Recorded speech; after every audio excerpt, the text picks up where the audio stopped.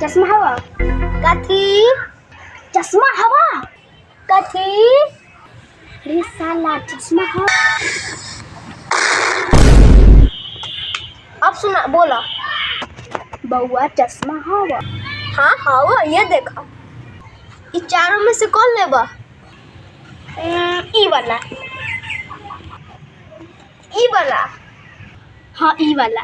कितना के हवा? 50 रुपये के हवा। 50 रुपये के हवा इतना महंगा?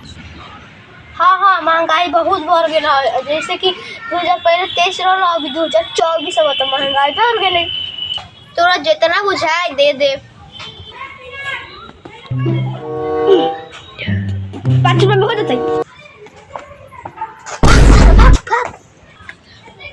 50 रुपया की चीज 5 रुपये में दिए हन। हाँ तुम्हें ना कहला जितना बुझाई दे दो।